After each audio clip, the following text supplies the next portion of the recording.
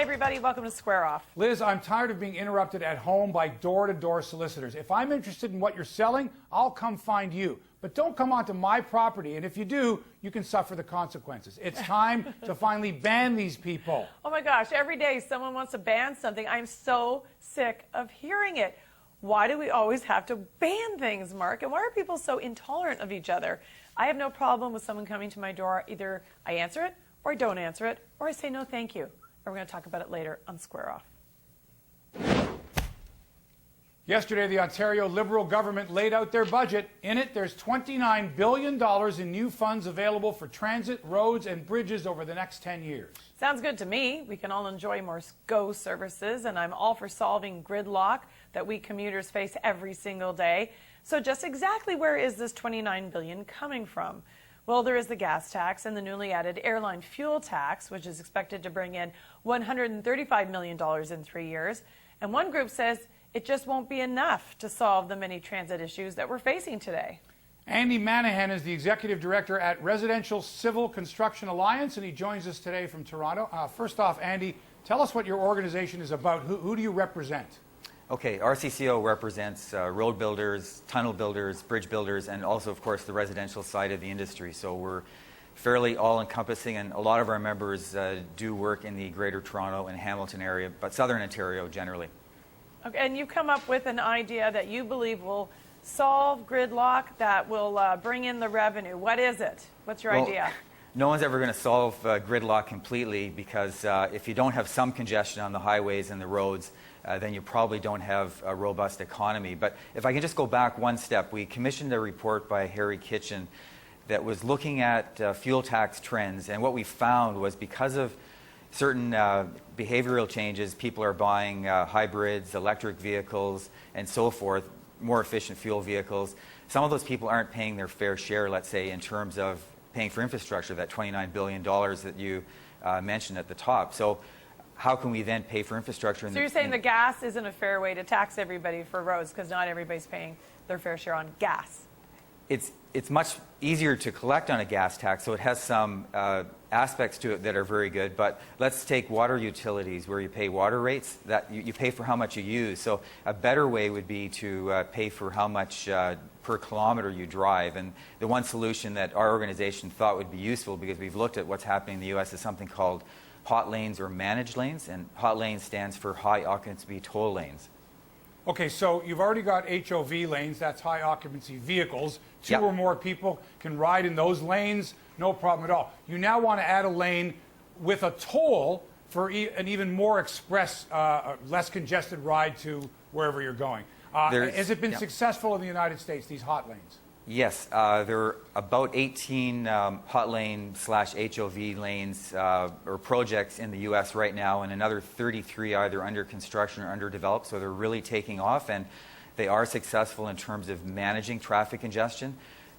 In many cases, they're dynamically charged. What that means is, as you get into a morning rush hour or afternoon peak rush hour, the rates go a little bit higher. So that would encourage some people not to take the HOV / hot lane. So typically a hot lane would be used by a single occupant driver, a solo driver. So you'd still allow the carpoolers and the van poolers to use the HOV lane, but in the U.S. they also allow single drivers to use those lanes. Okay, so Andy, I travel in the QEW, let's say it's 4 lanes. Part of it is an HOV lane and 3 other lanes. So where does this hot lane come from? You use the existing HOV lane. If you're building a new highway, you can certainly build a brand new hot lane. But the best way, because we can't find space within those corridors, is to use an existing lane. And that, as you know, frees up capacity, because during certain periods of the day, the HOV lanes are flowing very freely and they could take some more vehicles. So the hot lane concept allows you to use the existing capacity more efficiently. Okay. Oh, wait, sorry, Mark. I might be too blonde in the moment, but I don't understand. If you've got a normal traffic situation where 3 lanes are busy, the HOV can move more, how does taking one of the 3 lanes and making it a hot lane help the remaining 2 lanes? Okay, so the HOV lane, the person who wants to use that lane would have a transponder or a meter in their car, which would be measured in terms of the number of kilometers they're driving. They actually have a pilot project in the state of Oregon where they do have a rebate on the gas taxes that you pay for this so-called hot lane or vehicle mild traveled concept. But so you'd have two lanes moving and two still stuck in rush hour. I know the GTA Hamilton area is unique for many respects, but in theory, you'd be moving some people out of those stuck lanes and into a more free-flowing lane, so you'd still have probably better movement in the so-called free lanes than you would otherwise.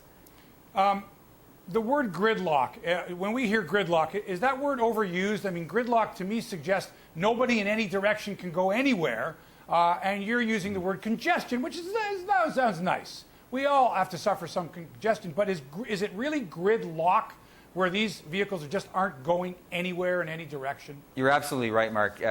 Gridlock essentially means you're stuck, and sometimes that may happen if you've got a multi-vehicle crash and it takes a while to clear the scene. So most of the time, we drivers experience congestion, and some of it is severe and some of it is less severe. Can I ask you about the HOV lanes?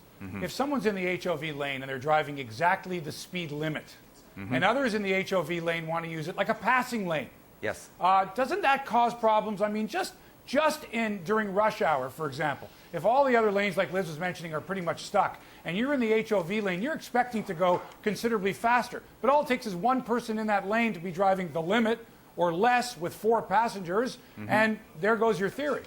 that is a problem. In LA, they actually have side-by-side hot lanes. So in some cases, I remember going to the airport a couple of years ago and hopping in a van, and we used the far left lane, and no other vehicles were in there. So it was probably you had to have 8 people in that van to drive in that lane, and the other lane would be slower. So, I mean, nothing's perfect, but what we've suggested is that the government, certainly last year in the 2013 budget, said we'd like to move towards hot lanes. We've said next year the Pan Am Games are happening.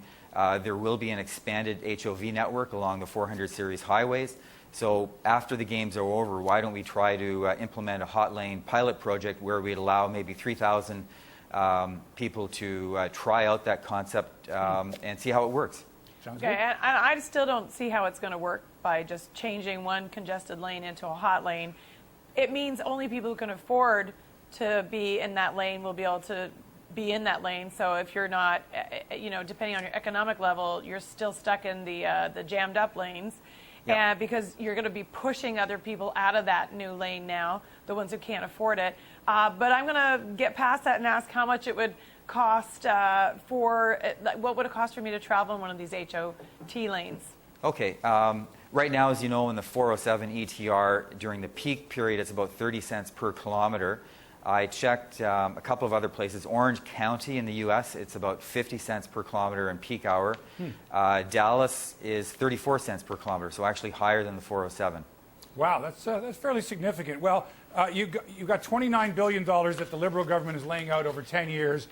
So far, it looks to me like about $135 million coming in. So that we've got to find ways to generate revenue so Yes. that people aren't stuck. And the way I look at it is, I want more people watching this program. So let's get them home from work in time so they can watch the show, whatever the cost is. Thanks so much. That's Andy Manham, Executive Director of the Residential Civil Construction Alliance. Thank you, Andy. Thank you so much.